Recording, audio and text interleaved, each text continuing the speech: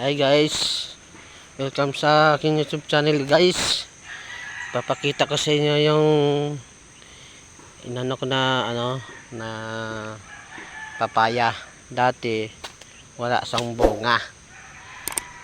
Tinusok ko na yung kanyang puno. Ngayon may bunga na siya. Puntahan natin guys. Papakita ko sa inyo kung paano ko tinusok ang kanyang puno.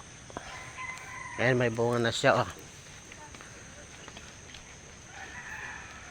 Ito na siya guys oh. Ayan oh, may bunga na siya guys. Ito siya dati oh. Wala siyang, ito yung tinusok ko guys oh. Ayan. Ang kabilaan yan guys. Tinusok ko. Ayan, tinusok ko ng kutsilyo guys. Kabilaan yan. Ngayon may bunga na siya. Ayan na siya oh. Ayan, may bunga na siya guys ah. Ayan. Dati ganyan lang siya oh. Hindi na bubuo ang kanyang bunga. O ngayon may bunga na siya. Ayan. 4 na peraso yung kanyang bunga. Ito yung pinakauna niyang bunga guys oh.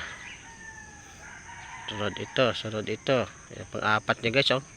Laki. Laki na yung pang-4 niya na bunga.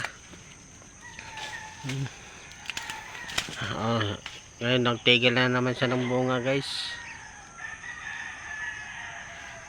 Kailangan na naman siguro tubutasin yung kanyang puno. Ano na nga ito guys oh. Parang maniba na ata to. Maniba na siguro to. Ito pinakamalaki. Malaki yung bunga.